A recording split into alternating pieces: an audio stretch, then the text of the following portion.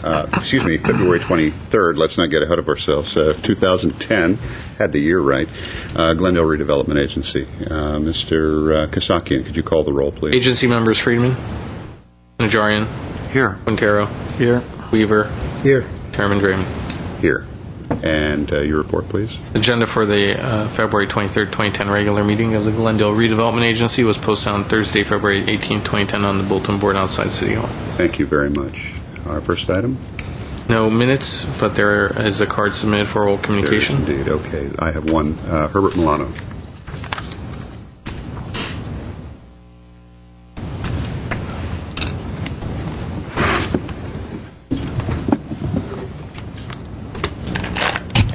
Chairman Draymond, members of the Redevelopment Agency, my name is Herbert Milano.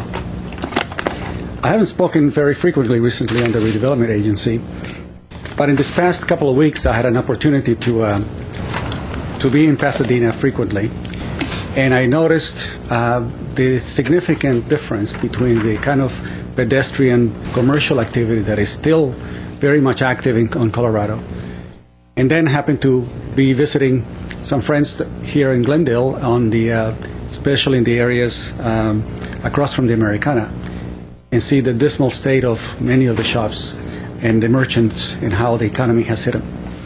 And I look at the two very significant differences between those two streets, Brand Boulevard, which I consider, a much more robust with regard to its commercial potential than Colorado has.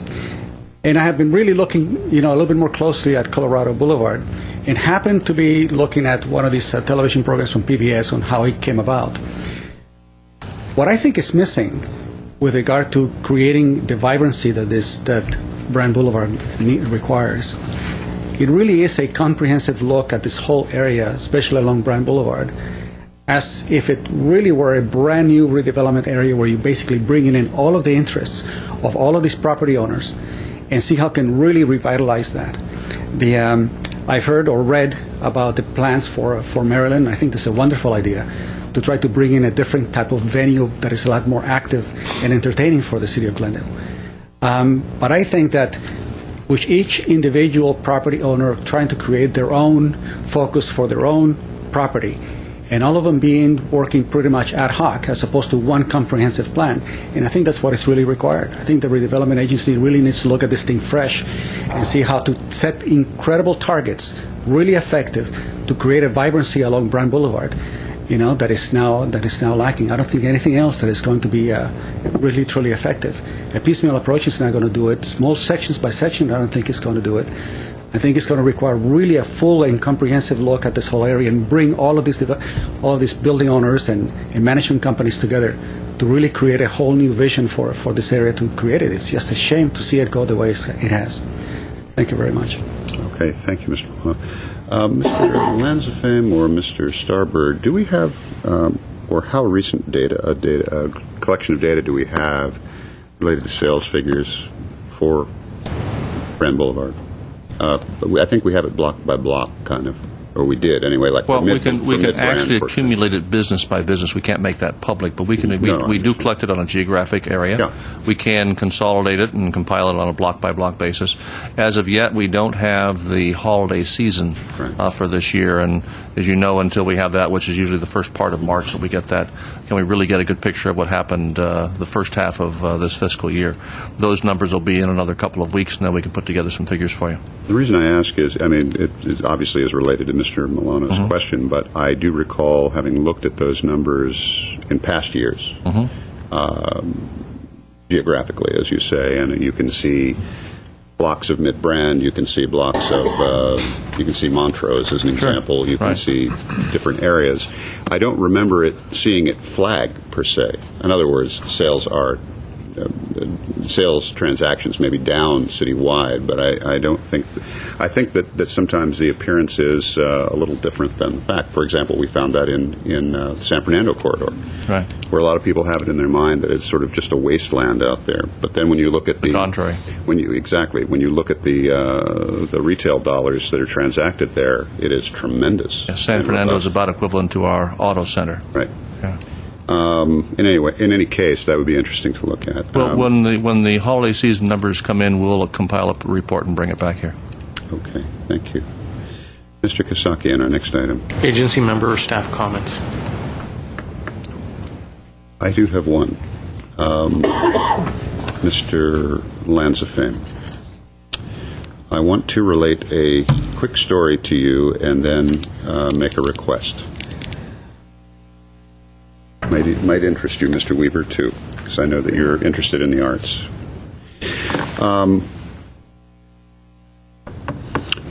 I had been looking at one point at how to bring a collection of, as it happened to be, Armenian manuscripts as a professional traveling exhibit to the city of Glendale. The reasons are obvious. We have a very large Armenian population in the city of Glendale, and I thought that such a traveling exhibit would be of interest. Probably the largest collection in the world is outside of this country, but the largest collection, I'm told, inside of this country is about the fifth largest holdings of any major museum, and it's the Walters Art Museum, which happens to be in Baltimore. Well, that was very interesting to me because my sister is the director of conservation at that particular museum, so I contacted her about that and what it would take to bring such a traveling exhibit to the city of Glendale, and the answer was you can't bring a professional scale exhibit with fine art or objects or manuscripts to the city of Glendale. Certainly not of that caliber, and the reason is because even though we're the third largest city in the county, we don't have a gallery that is a state-of-the-art gallery. In other words, one that has environmental controls that would allow for this, that regulate humidity, temperature, light, and so on, security. Not the galleries at the Brand Library, not even the galleries at the Forest Lawn. So, in discussing this whole concept of, it got me thinking. So I asked, what is the closest we could get to the city of Glendale? And of course, it's the Huntington Library, which is one of the larger manuscript collections on the West Coast. Maybe the museum in Pasadena. But in any case, not the city of Glendale. That made me think a lot about the inability of us to develop an arts program in the city, and the revenue that we're losing out on because we can't have traveling exhibits to charge to have people come in and see these exhibits. So, what is happening with the space in the exchange that is agency-owned or city-owned? We do control some space there. And as I understand it from you and your staff, it's something like 8,000 or 10,000 square feet. And that's sort of a revolving door right now of ins and outs in terms of tenancy. Mr. Chairman, members of the Redevelopment Agency, a couple of things are leading staff. First and foremost, our mission includes the development of cultural venues for our downtown. We, just as you, believe that the arts have not only an intrinsic value, but they have a real economic value to surrounding businesses. You also, this agency and the City Council asked us to look with the Planning Department for an arts district to include things like clubs, museums, gallery space. That has got us to thinking. We control about, I want to say it's 10,000 feet in the exchange. The storefronts that are just adjacent to the parking structure on the west side of Maryland between Wilson and Broadway. Those are agency-owned. We've had difficulty, we've always had difficulty with tenants in a bit of a revolving door because of some issues that we've experienced on Maryland that we're trying to fix with the entertainment district. We had thought about is there the possibility, as vacancies become available, that we could create gallery space there that the agency or city could control, make it open to local artists as well as traveling traveling exhibits.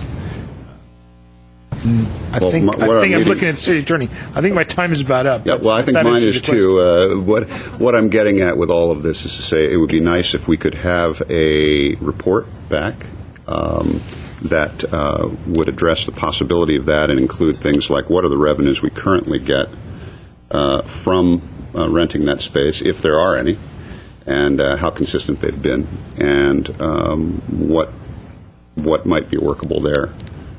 If the agency wanted to go the direction of looking at that space or part of that space for use as a civic gallery or a city gallery in this area that we have now have amended or are amending the zoning for an arts and entertainment district. We are just now trying to understand that concept, so once we have the information, we'll bring it back to you as soon as we can. Okay, before the arts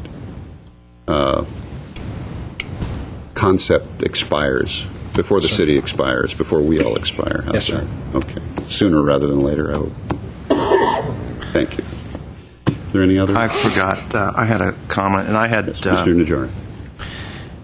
in my new attempt not to spring things on staff, I had previously spoken to them about a banner I saw flying at the Dorn Platz property. We discussed it 2 weeks ago regarding the master sign plan. That's the Goodwill location. And aside from being a rather flimsy canvas type sign, the sign says Goodwill, coming soon, donation center, and store. And I'm quite sure that the donation center aspect of Goodwill was not part of our discussion. And I'd like an answer once staff has a chance to look into that and we can get an understanding. Is it just a bad sign? Is it a actual intention to be a donation center? If so, I think we need to know if that's a permitted use. And without saying too much more, if you could please get back to us on that so we can understand what's going on. We'll follow up and get back to you. Very good. Well, we can do that. Mr. Quintero. Speaking of Goodwill, people should come and check out my garage and see how totally organized it is. I shop there all the time. I had the good fortune to dispose of electronic products that were in good use and good repair, but were just stored, and books, quite a few political science books, et cetera, and I drove straight down Central Avenue, a little bit south of Colorado. On the east side is the Goodwill drive-up. There's that corner building, which is a jewelry store, and next to it is a Goodwill drive-up, and they're very gracious to help you unload, the merchandise, and they give you your little receipts, etc. So I recommend that everyone straighten out their garage. Spring is right around the corner. So I'm getting a lot of blank faces here that are just putting it off. It feels so good when you've finally done it. You discover things that you love and then say, okay, I think I'll give this away. That's it, Mr. Okay. Mr. Weaver, anything? Mr. Lansing, one last thing. Can we get an update on the agenda? Can we get an update on the efforts with the Business Improvement District in the downtown area?